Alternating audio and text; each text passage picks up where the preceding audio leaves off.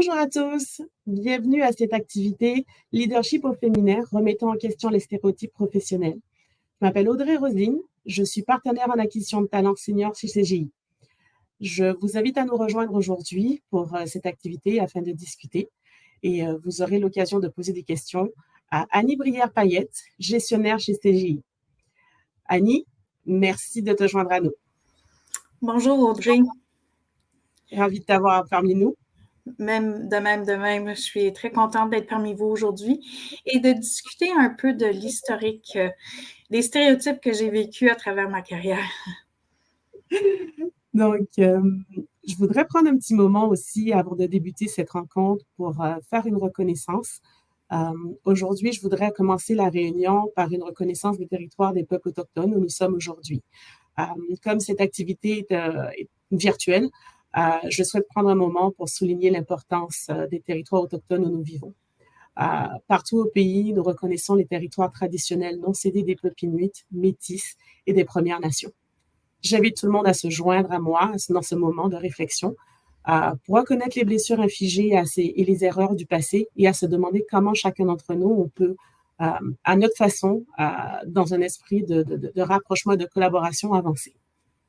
Donc, je vous remercie beaucoup pour ce moment. Puis, Annie, on travaille ensemble, ça va faire 2 ans. Je suis ravie de t'avoir avec nous. Puis, je suis ravie de pouvoir te poser des questions. Je te promets, j'essaierai de ne pas te poser trop de questions difficiles.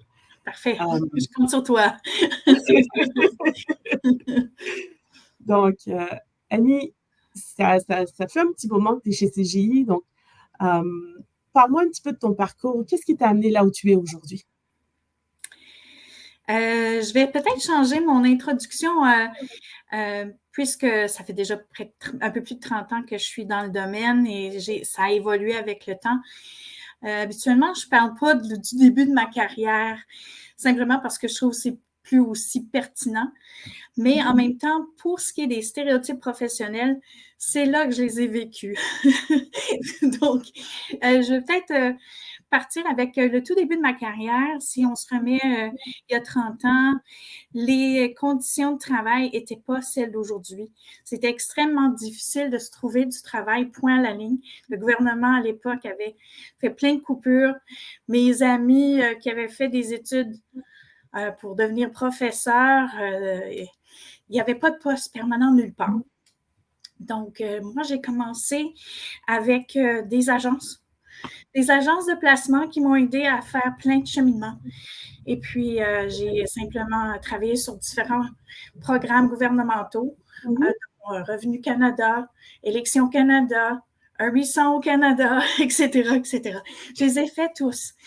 Et puis, 6 ans plus tard, donc si j'en parle, c'est pour démontrer à tout le monde que oui, parfois, ça prend beaucoup de persévérance.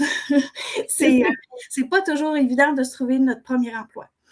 Donc, un long parcours. Et puis, une personne m'a donné ma chance. Et je la remercie encore aujourd'hui. Je m'excuse, j'ai un peu essoufflé. Cette femme-là m'a dit, j'ai besoin de quelqu'un, je vois que tu as du potentiel et j'aimerais que tu fasses ta première entrevue. J'ai jamais fait ça. Donc, en 96, j'ai fait ma première entretien. Et c'est là que je me suis introduite dans le monde masculin. Et c'est à cette époque-là que j'ai eu à passer en entrevue des hommes matures et tous les challenges que ça peut apporter. Et puis, c'est en 96 et je n'ai pas cessé depuis. Ouais, tu me parlais lors de nos échanges que ce type d'expérience t'avait fait sortir de ta zone de confort. Donc, par rapport au mentor, ce mentor qui t'a donné cette chance, comment tu as vécu cette expérience-là? Qu'est-ce que ça t'a apporté, cette expérience? Bien, ça m'a apporté une carrière, carrément. Si je n'avais pas croisé Carole à l'époque, c'est elle qui était directrice dans une grande multinationale. Et puis je vais vous remettre un peu dans le contexte. À l'époque, c'était les collants blancs, la jupe bleue. Et puis, c'était tout on pourrait faire un film dessus, là, tellement c'est rigolo. Et puis, mais elle me voyait, puis elle me donnait plein de chances. OK. Et puis, ça fait que 1 an et demi, 2 ans après, je coordonnais 35 projets et je gérais 420 employés. Avant que Carole ne te donne ta chance, est-ce que, selon toi, ta carrière était déjà planifiée? Est-ce que tu avais cette image, ce stéréotype des gens qui disent les femmes doivent avoir un super pouvoir, doivent avoir 2 enfants, doivent s'occuper de leur maison, doivent s'occuper de leur carrière. Est-ce que tu avais cette image-là pour toi? Et puis, comment t'as viré de cette image? Comment tu t'en es sortie de cette image? De cette image. Mais premièrement, grâce aux gens qui m'entouraient, c'était déjà acquis pour moi dès un jeune âge que j'étais pour faire des études à l'université. Okay. C'était déjà acquis, j'avais pas d'autre choix. C'était déjà désigné pour moi, c'était ma destinée. Et puis, même chose un peu pour les postes. À l'époque, c'est soit qu'on devait... moi, je vais vous situer, j'étais à Ottawa à l'époque, donc on devenait fonctionnaire et 25 ans plus tard, on était à la retraite. C'était pas moi ma destinée, pas du tout. Donc, quand j'ai commencé dans cette multinationale-là, on travaillait. Je pouvais faire des 90 heures semaine. Et puis, c'était une urgence. On vivait dans l'urgence constamment. Et j'ai fait ça pendant 6 ans. Mm-hmm. Et après 6 ans, c'était comme, ouf. Est-ce que je veux faire ça tout le temps? Justement, il y a toujours cette notion-là de superwoman. Est-ce que je veux une famille? Mais à 90 heures semaine, oublie ça, j'ai même pas le temps d'y penser à la famille. Donc, il a fallu que j'ai fait un choix. Tout était désigné pour moi. J'avais été présélectionnée par cette entreprise-là dans les top 6 au Canada pour prendre des postes de haute direction plus tard. Tout était rose et tout était beau pour moi. J'avais juste à suivre le chemin. Mais, aïe, aïe, aïe. C'était difficile à certains moments. On t'avait planifié ta carrière. On avait planifié ma vie carrément. Puis ma vie était sans enfant. Oublie le reste, c'est le travail. Okay. Ça m'allait, mais après un certain temps, c'est ça. Quel conseil tu donnerais aux femmes qui sentent qu'on planifie pour elles leur carrière et puis, je ne veux pas dire qu'elles se contentent de cette carrière, mais qui se sentent forcées de suivre cette carrière et qui veulent s'en sortir, qui veulent sortir complètement du moule. Quel conseil tu pourrais leur donner? D'y aller, foncer. Sinon, on serait toujours encore dans ces stéréotypes-là de genre. Petite anecdote, j'aime bien les anecdotes. Je suis gestionnaire de 420 personnes, j'ai 35 projets et je suis la seule femme à l'époque dans l'équipe. Et qu'est-ce qu'on me demande de faire? Planifier le tournoi de golf. J'étais la femme, donc c'est les femmes qui organisent les événements. Bon, est-ce que tu t'y connais en golf? Il n'y a absolument rien en golf. Et puis, là, on me dit oui, OK, j'embarque dans le jeu, j'organise l'événement, j'appelle mon père, quel bon terrain de golf est disponible autour, blablabla. J'y vais, et puis là, le stéréotype continue encore plus, car moi, je ne joue pas au golf. On me dit, ben, tu vas être à tel trou, et puis tu vas servir les messieurs, l'alcool, et tu vas faire le bar. C'est comme, est-ce que ma vie, malgré tous les accomplissements que j'ai déjà dans ma carrière, à 26 ans, à 30 ans, ça se limite à servir de l'alcool dans un terrain de golf? Et puis, j'ai dit non. Je suis retournée, je l'ai laissé les bouteilles là et je suis allée au spa le reste de la journée. Donc, il ne faut pas avoir peur parfois de dire non à ces stéréotypes-là, puis dire je m'excuse. Et puis, grâce à ces fois-là que moi, mes amis, mes collègues ont dit non, bien, on ne le fait plus maintenant. Ouais.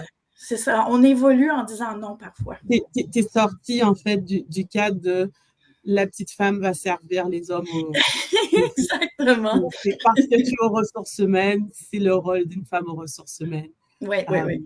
C'est un peu ça. Je veux revenir sur un point aussi où ça peut-être nous faire tourner un peu, mais quand on est enfant, on a tous cette envie d'être dans des postes cadres, vice-président, président, et je passe. Comment toi, tu voyais les choses avant que tu n'arrives là où tu es? Comment est-ce que tu avais cette perception de, mis à part qu'on avait essayé de planifier ta carrière, mais est-ce que tu voyais peut-être le format, je serais peut-être un jour vice-président, je serais peut-être un jour président, chef d'équipe, ou comment tu voyais ça, toi? J'ai grandi dans un environnement, grâce à mon père, j'étais fille unique à l'époque, j'ai maintenant une sœur, mais à l'époque, tout m'était permis. Okay. Selon lui, tout était permis. Donc, et puis, quand je suis tombée, évidemment, avec un poste permanent, ma directrice me donnait la chance de tout faire. La limite, c'était moi-même qui me la mettais. Donc, j'ai pas aspiré à dire je vais devenir VP à partir de. J'avais pas un storyboard comme ça, moi. J'avais pas un plan, mais j'acceptais les challenges. OK. Tu ne te mettais pas de limite. Exact. Qu'est-ce que tu dirais aux femmes, je parle des femmes aussi, mais je dirais plus en général aux gens qui se mettent des limites, parce que je sais, moi aussi, je me mets des limites, et puis je te remercie de m'avoir sorti de ma zone de confort. Pour ceux qui me connaissent, je suis quelqu'un, j'ai un problème avec les titres. Donc, Annie a eu je dirais, elle a trouvé la manière de me faire arriver là où je suis, en me donnant les tâches sans me donner le titre. Donc, elle m'a fait sortir de ma zone de confort, et je t'en remercie. Mais quel conseil tu donnerais aux gens qui se limitent, qui se donnent des limites, puis qui sont bien dans leur zone de confort et qui ne veulent pas en sortir parce qu'ils ont peur? Qu'est-ce que tu pourrais leur dire? Oui, les femmes en général, on souffre du syndrome d'imposteur souvent, surtout dans les TI parfois, ou même dans d'autres industries. C'est clairement un environnement masculin, puis est-ce que j'ai la capacité, j'ose pas lever la voix ou me faire entendre en rencontre, et il faut oser, il faut se faire entendre, sinon on n'aura jamais ces possibilités-là. Et puis, il y a la règle du 80, hein? Dans une description de tâche, 80% des tâches, des connaissances, un homme va postuler puis il va être certain d'être capable de faire la tâche. La femme, elle va avoir 100% de la description. Elle coche tous les points. J'ai fait ça, j'ai fait ça, j'ai fait ça. Et il faut oser, il faut dire oui. Oui, c'est un gros titre. Il ne faut pas se fier au titre. Est-ce que j'ai, moi, la capacité de le faire? La description le dit. Ben, pourquoi pas? Il faut se lancer. Fait que faut oser dans la vie. Faut oser. Dans ta carrière, est-ce qu'il y a eu un moment où tu te disais que les choses ne se passaient pas assez vite pour toi, que c'est vrai, les TI, c'est un milieu d'hommes. Est-ce que dans ta carrière, tu as vu des choses où les mentalités ne changeaient pas assez vite ou ne voulaient pas changer? Et comment, toi, tu as amené ta pierre à l'édifice peut-être pour changer les choses? C'est pas à l'environnement de changer. C'est à nous de s'adapter et de démontrer ce qu'on a à démontrer. Puis dire oui, je suis capable, je suis apte à faire telle tâche. Regardez, je le fais. Un exemple de ça, j'avais un poste. J'occupais un poste, ça faisait déjà quelques semaines, même quelques mois. Et le VP ne m'attribuait pas ce poste-là. Pourquoi? Je ne le sais pas.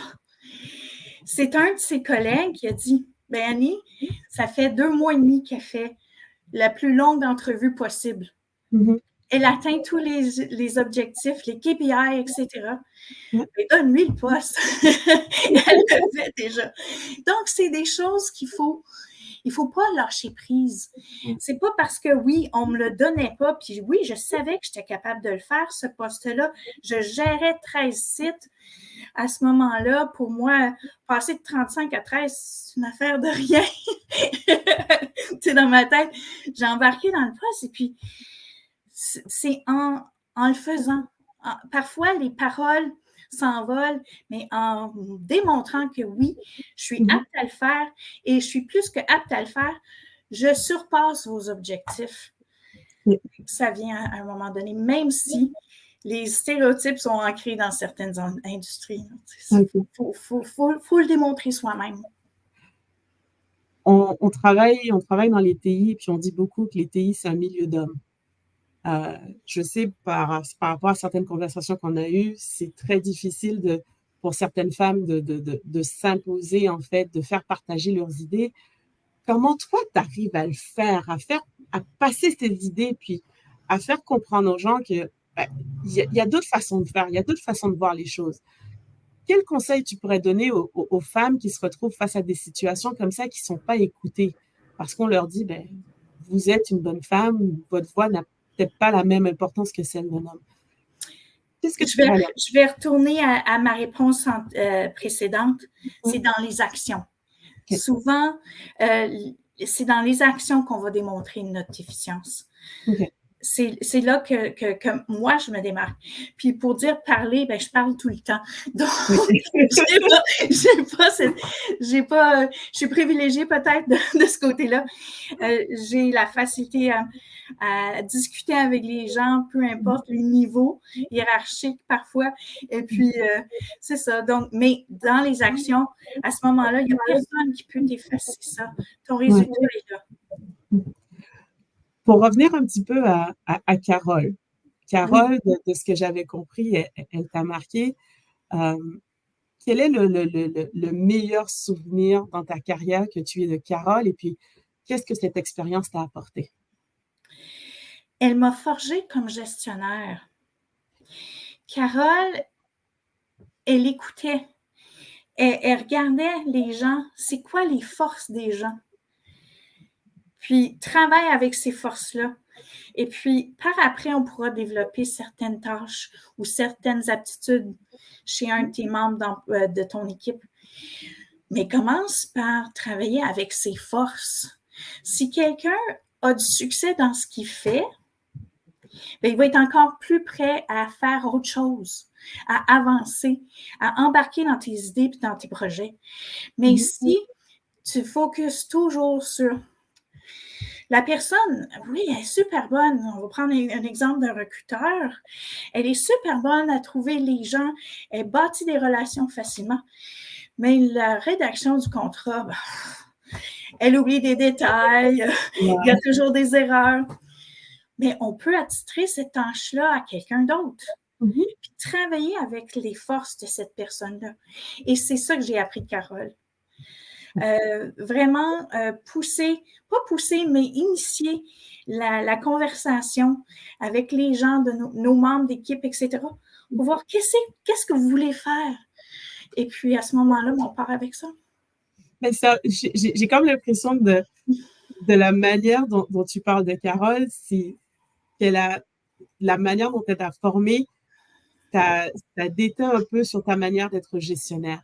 Est-ce que tu dirais que ce que Carole t'a appris, tu le mets beaucoup en pratique en tant que gestionnaire? Est-ce que tu t'en sers pour ton équipe?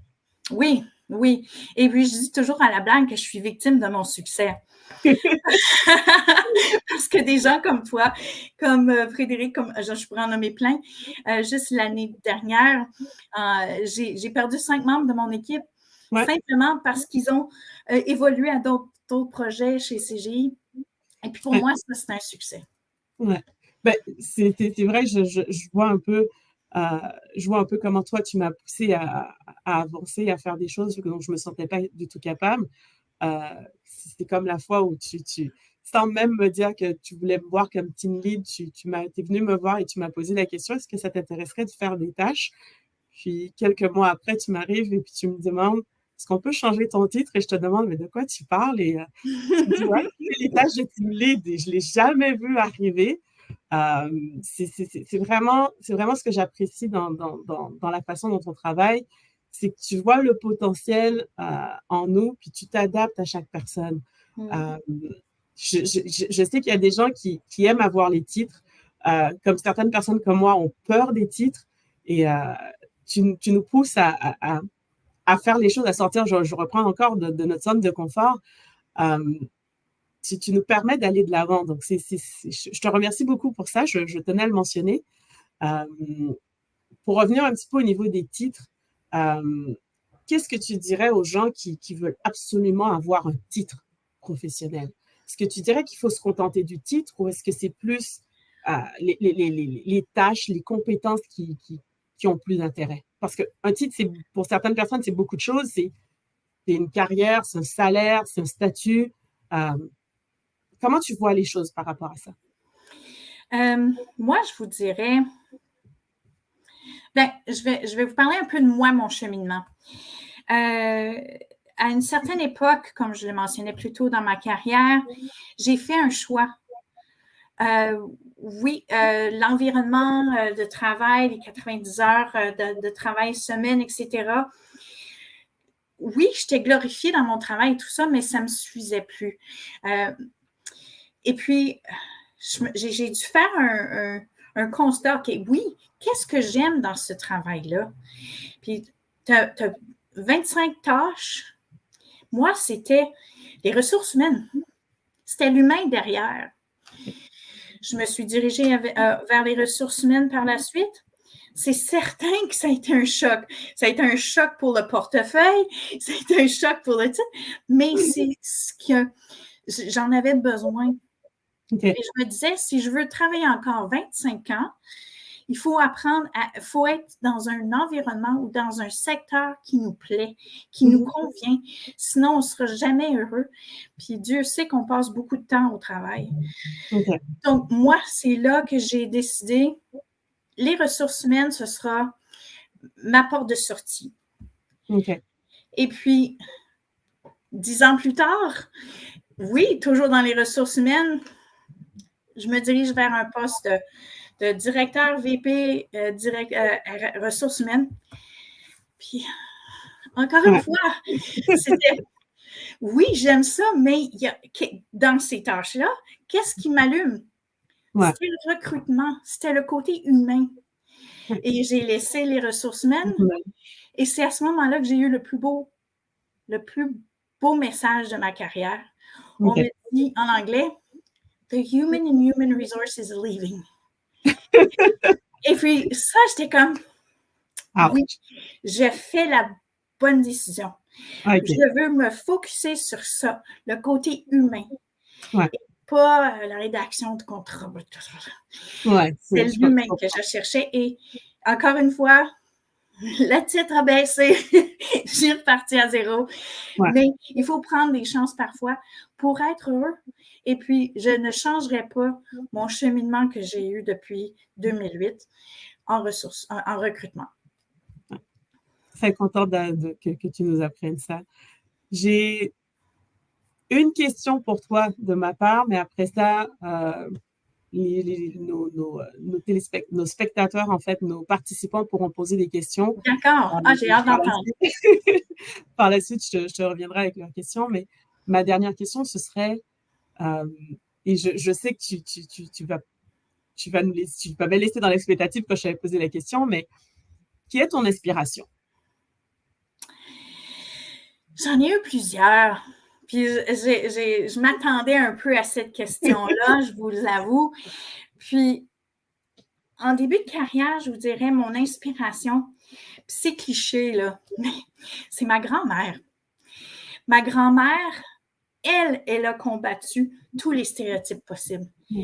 Elle était une des premières graduées à l'Université d'Ottawa. Okay. Elle était auteure, tout lui était permis. Fait que dans ma tête de jeune femme, c'est la même chose. C'est ça. Maintenant, il y a 2 sources d'inspiration. J'ai mon conjoint qui prend beaucoup, beaucoup de place pour moi dans ma vie. J'ai eu des challenges côté santé et il m'appuie toujours, tous les jours, qui fait que je me lève le matin. Puis ma 3e source d'inspiration, c'est mon équipe. Vous faites que je veux travailler avec vous. Vous êtes inspirant et c'est pour ça que je vais à tous les jours au travail. On a du plaisir à se lever pour travailler pour toi, Annie. Donc, une question du chat. Aujourd'hui, est-ce que tu te sens plus heureuse dans ta carrière comparativement à avant? Oui, sans hésitation.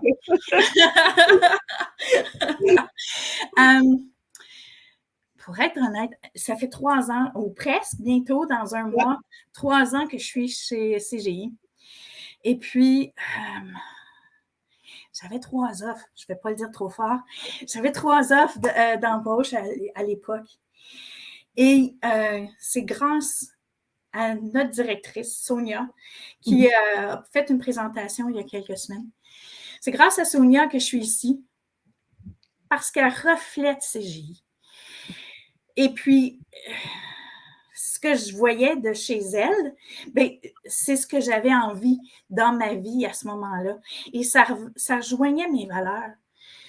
De pouvoir travailler avec une équipe, de travailler en collaboration, de se dépasser, oui, travailler fort à l'occasion.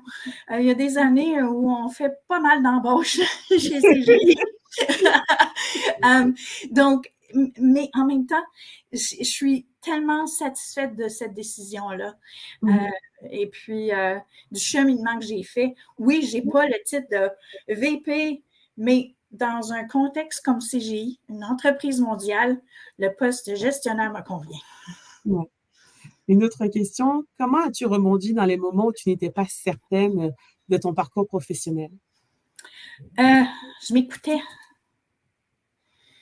Comme je vous disais tantôt, je regardais, OK, je fais telle responsabilité, telle tâche, tel projet. Qu'est-ce qui m'allume? Qu'est-ce que j'aime dans ces tâches-là? Et je focusais sur ça. Donc, mon focus était, OK, les ressources humaines, c'est ce que je vais me trouver comme prochain emploi.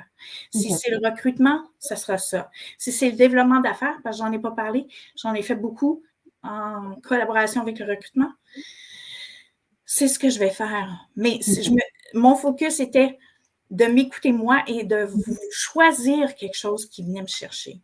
OK. C'est vraiment de penser à faire ce qu'on aime et parce que les autres aiment. C'est de trouver, en fait, si je peux m'exprimer ainsi, notre voie et puis notre passion et puis d'aller vers de l'avant par rapport à cette passion. J'ai une autre question. Comment te sens-tu soutenue en tant que femme occupant un poste de direction au sein de CGI? On est choyés. On est choyés comme femme chez CGI. Il y a des équipes en place, justement, que ce soit les femmes en technologie, etc. Il y a plein de beaux groupes à l'interne. Et puis, je vais vous le dire franchement, mes patrons, c'est des patronnes. Donc, et puis, mes grands clients, bien souvent, c'est des femmes. Donc, oui, on est vraiment soutenus. Ils nous aident à nous développer. Donc, c'est du mentorat au quotidien. OK. Puis, si je peux rajouter quelque chose, chez CGI, on s'ennuie jamais. Il y a toujours quelqu'un pour nous arriver avec un nouveau projet qui nous permet de se développer, d'apprendre de nouvelles choses. C'est vraiment une belle compagnie, CGI.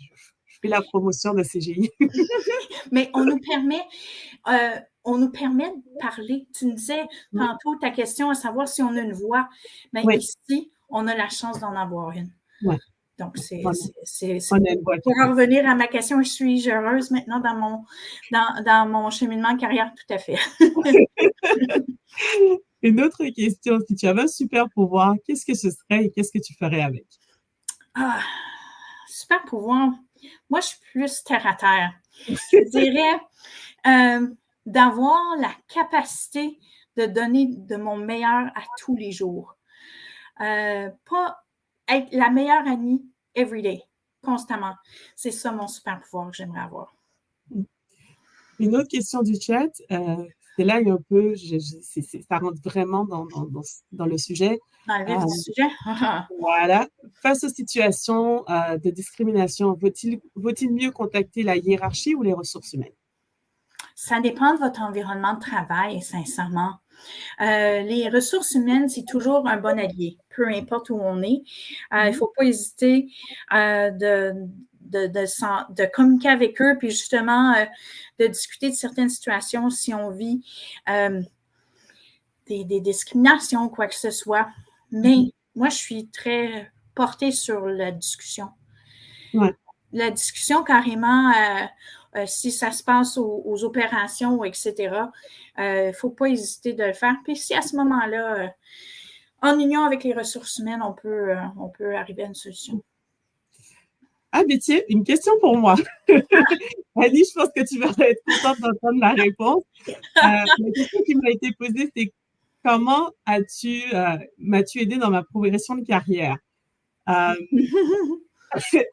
Annie, très simplement, je vais dire, comme je l'ai mentionné avant, Annie a vu des choses en moi que moi, je me sentais pas capable de le faire parce que je me mettais des barrières. Je suis quelqu'un euh, qui, qui, qui se met vraiment des limites sur certaines choses, qui se dit, je suis pas capable d'y arriver.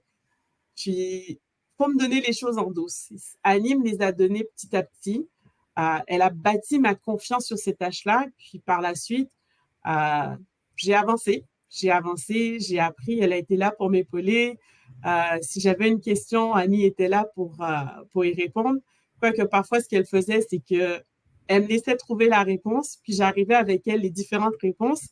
Puis elle me disait, ben, tu as le choix des réponses, tu as le choix des choses à faire. Donc, vas-y, lance-toi, et puis advienne que pourra. Si je fais une erreur, je vais apprendre de l'erreur et Annie sera là et était là pour m'accompagner.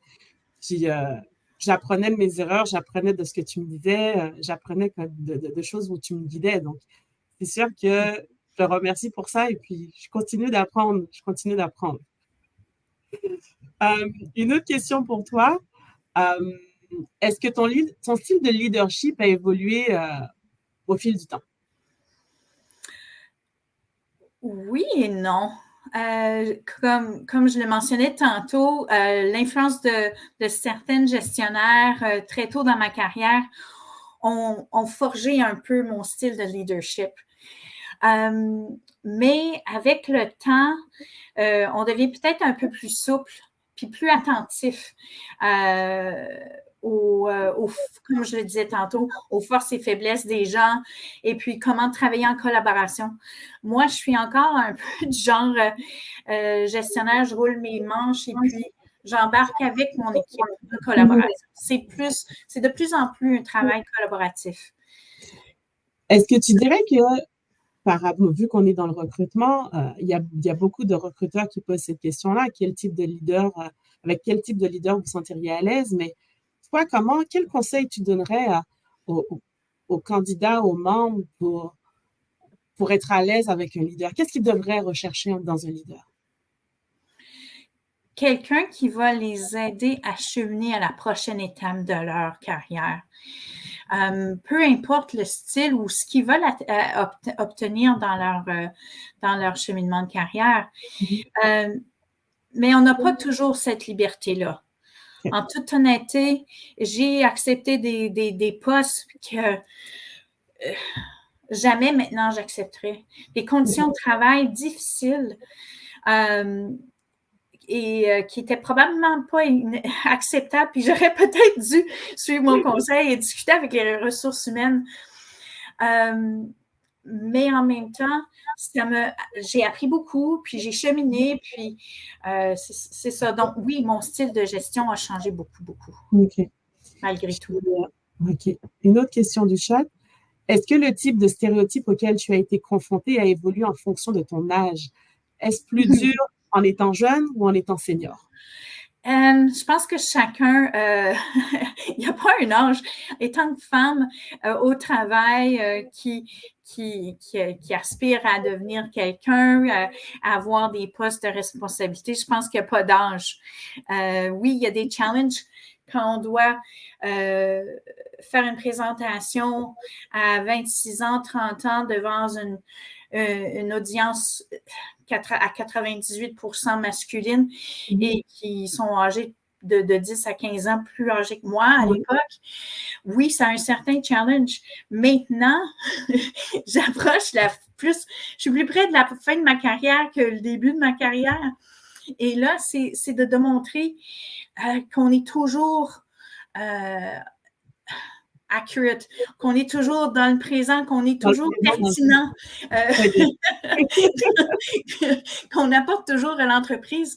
L'entreprise comme CGI, ça bouge beaucoup, c'est dynamique, c'est dans la recherche-développement, c'est dans plein de sphères d'activité et faut travailler à demeurer bonne encore pour le poste. Je dirais que c'est pas mal bonne. Comment envisages-tu la prise de décision, en particulier lorsque tu es confronté à des situations complexes et ambiguës? Attends, je vais juste voir. Je pense que c'est la réflexion, hein? Okay. C'est la réflexion, c'est l'expérience qu'on a antérieurement qui nous aide parfois à guider, à comprendre peut-être certaines situations ambiguës, oui, justement. Okay. Donc, notre bagage nous suit toute notre vie. Et ça nous permet la réflexion. Puis dans le doute, on partage. Moi, je suis très apte au partage avec mes collègues, voir je vis telle situation complexe. Qu'est-ce que vous en pensez, vous? Est-ce que je me dirige vers la bonne route ou pas? Oui, OK. Une autre question, ça, c'est, je pense que c'est quelqu'un qui a besoin de tes talents de leader. Comment faire pour passer d'un poste de type conseillère au poste de beaucoup de stratégie? Attends, je reprends la question. Comment faire pour passer d'un poste type conseillère où, en fait, tu fais beaucoup de stratégie, mais le sous-directeur a un vrai poste de directrice? Oui. Je pense qu'il faut se préparer. Il ne faut pas s'attendre à ce que ça nous vienne dans les mains comme ça. Okay. Il faut se préparer. Il faut connaître nos forces, mais aussi nos faiblesses. Okay. Un poste de directeur, par exemple, moi, je dois y travailler parce que, on va dire un exemple, tout ce qui est reporting, moi, je n'avais pas beaucoup d'intérêt là-dedans. Mais ça fait partie du travail, de la planification, de la stratégie. À ce moment-là, j'ai dû travailler ça pour justement faire le saut, pour être prêt à ces responsabilités-là. Donc, c'est un peu une façon de se préparer aussi, c'est peut-être de ne pas hésiter d'avoir un mentor. Oui. Qui occupe déjà ce poste-là. En général, les gens sont très ouverts. En tout cas, chez CGI, on a un beau programme de mentorat. Quelqu'un qui guide. Qui te guide, puis qui va te dire peut-être que oui, ta connaissance en tableau va peut-être faire que tu vas avoir tel poste prochainement. Ouais. Donc, c'est là pour nous épauler. C'est nous épauler, puis faire l'exercice. Il faut vraiment se préparer. OK, pas de problème. Quel conseil donnerais-tu non, je m'excuse. Ça t'a pris combien de temps pour être sûre de ce que tu voulais faire et être? Je peux poser la question comme ça. Ça m'a pris du temps. Je pense qu'on évolue dans le temps, notre situation familiale, etc. Mais comme je disais tantôt, on écoute son cœur. Puis oui, ça m'a pris peut-être 2 grandes étapes dans ma carrière pour vraiment savoir que moi, je voulais avoir un focus sur le recrutement. Okay. Combien de temps? Je pense que chacun a sa direction là-dessus. Parfois, on n'aime vraiment pas son poste. La décision est beaucoup plus rapide que d'autres fois où on planifie notre changement de carrière. Ouais. Donc, mais il faut s'écouter. Ce qui est important, c'est de s'écouter en arrière de ça. Oui, je comprends un peu ce que tu dis. De mon point de vue, moi, j'ai toujours voulu être astronaute. Sauf que malheureusement, quand j'étais petite, je me suis fait dire que je ne suis pas bonne en maths. J'ai cru cette personne que je n'étais pas bonne en maths. Je me suis orientée vers d'autres postes en administration. On m'a dit que tu finirais secrétaire. Je fais comme, OK. C'est comme l'astronaute et la secrétaire. Le stéréotype, hein? Tu es une Voilà. femme de devenir secrétaire. Et il y a rien, on n'a rien contre les secrétaires. Voilà. Ils nous Après, facilitent le travail, mais tu es bonne avec les enfants, tu vas t'occuper des enfants. Ça a les été, garderies. voilà, ça a été plusieurs choses comme ça jusqu'à ce que je me dise, non, je veux faire quelque chose où je veux arriver. Puis, je suis arrivée j'ai fait plusieurs postes de recruteur. Puis, il y a une fois dans ma carrière où je me suis pas écoutée. J'ai pris un poste de recruteur.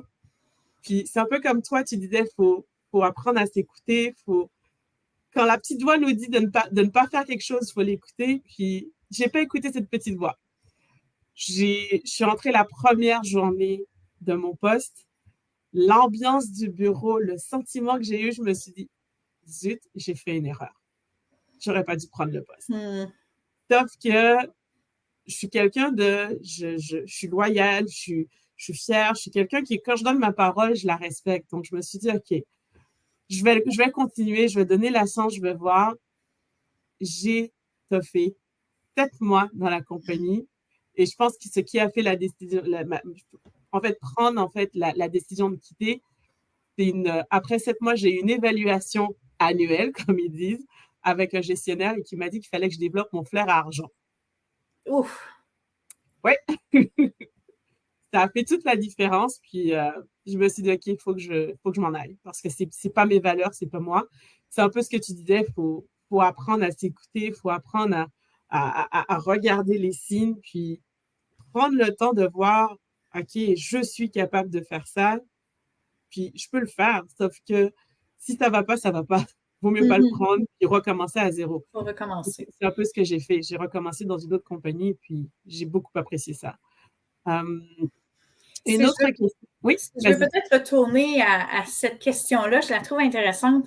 Merci d'ailleurs pour la question. Ce qui a fait que je vais changer un peu la question à dire comment est-ce que j'ai fait pour savoir que j'avais pris la bonne décision. Et puis, à une certaine époque, je gérais plusieurs sites, encore une fois, des recruteurs un peu partout en Ontario, dans différentes villes au Canada. Et à la maison mère à Montréal, nous, c'était du recrutement de masse, là, on va se le dire. C'était beaucoup, beaucoup d'embauches. C'était 300 embauches par mois, etc. Et puis, on faisait ça par classe. Et il y a une jeune femme qui est dans la réception et pleure à chaudes larmes. Et je suis là, je vais voir mes recruteurs, je dis, qu'est-ce qui se passe avec elle? Et la pauvre demoiselle, elle venait d'être embauchée et on lui a expliqué que sa formation, parce que c'est en formation de groupe à ce moment-là, vu que c'est des grosses classes, elle avait un empêchement pour le déplacement en soirée. OK. Donc, elle ne pouvait plus accepter le poste. OK. Et pour elle, c'était son premier poste au Canada. Et elle était à terre, là. Fait que là, je demande à mon recruteur, je dis, Nadine, donne-moi son CV. Regarde le CV. Et c'est là que je constate que la demoiselle, en plus d'être bonne, elle a elle est programmeur. Elle est programmeur Java. Et puis, je ne devrais pas dire ça, mais elle prenait un poste qui est en deçà de ses qualifications pour avoir son premier poste au Canada. OK. Sa première expérience au Canada? Sa première expérience. Et puis, en plus, elle était anglophone à Montréal. C'est un facteur qui était encore plus difficile pour elle. J'appelle le directeur des TI. Je dis, viens me voir, on rencontre cette jeune femme-là. Elle est partie avec un nouveau poste de programmeur. Et c'est là que je me suis dit, je suis à la bonne place. Je change des vies. Tout le monde au recrutement. C'est le beau côté des ressources humaines, c'est toujours. Désolée, mesdames aux ressources humaines. Mais on change des vies parfois. Ouais. Et cette femme-là, j'étais contente de pouvoir contribuer à ça. Et c'est comme ça que j'ai su que j'avais pris la bonne décision. Tu as sûrement dû réaliser son rêve parce que étant une immigrante, quand je suis arrivée, on me disait, tu vas jamais commencer au poste auquel tu étais. On va tous essayer de prendre un poste pour se faire, pour avoir de l'expérience, parce qu'à l'époque, ça remonte à 17 ans, il fallait avoir de l'expérience québécoise. Puis maintenant, c'est totalement différent. Au niveau de CJ, on reconnaît ton expertise, on reconnaît ton expérience. C'est Une quelque chance chose que les choses évoluent. Oui, c'est quelque chose que j'apprécie beaucoup. Ça, c'est une question, je pense aussi que je vais peut-être rajouter mon input dedans.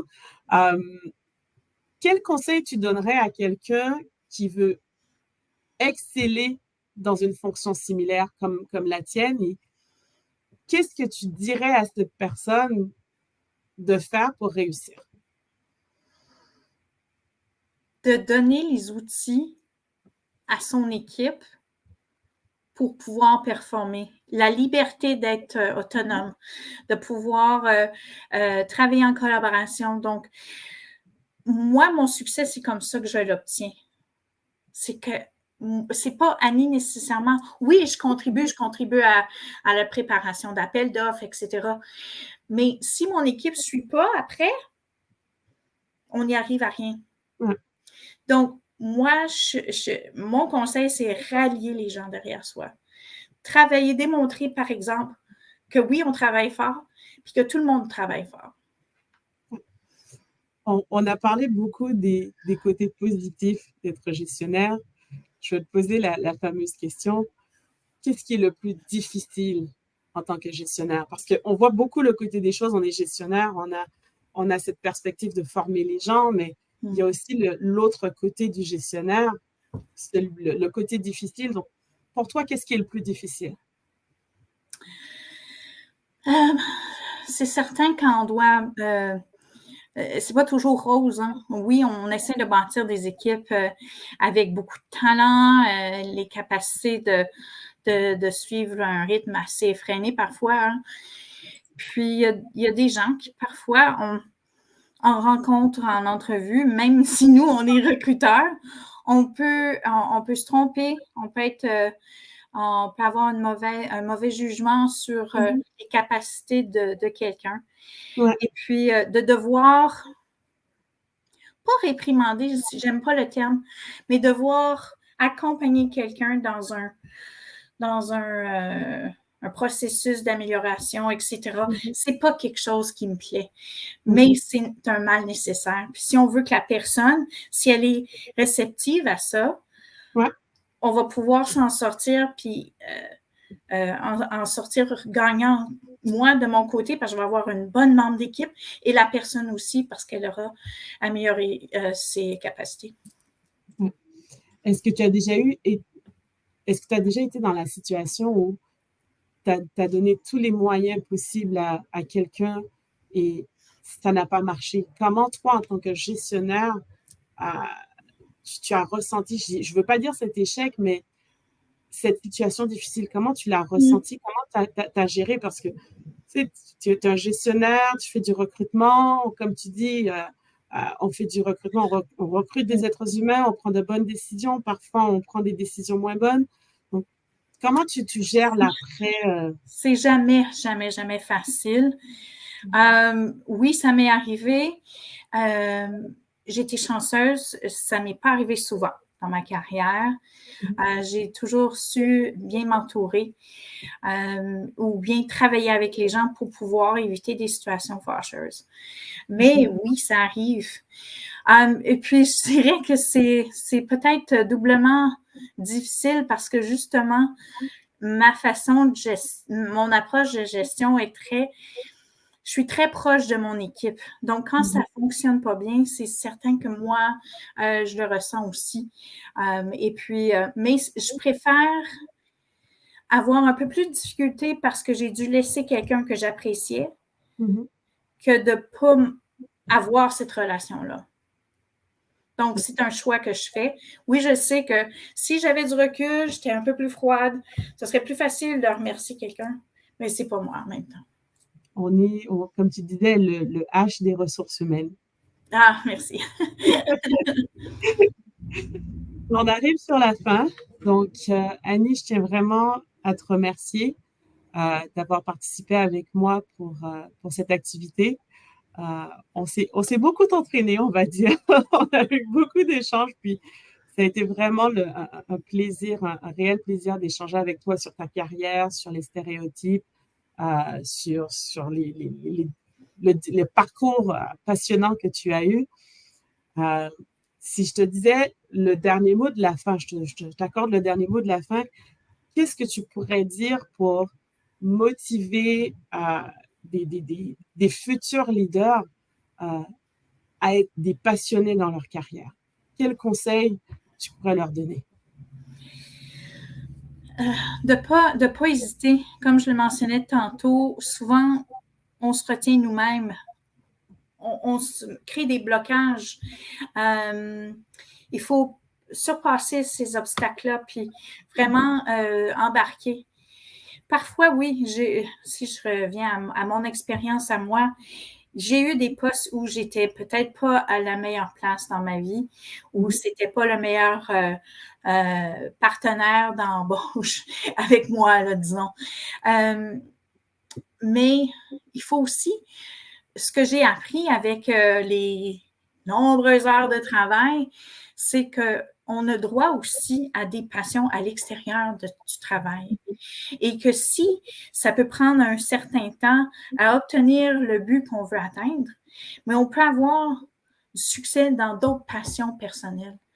Que ce soit le jardinage, les petits pots de confiture, je ne sais pas. Ça, c'est moi, mon gaga.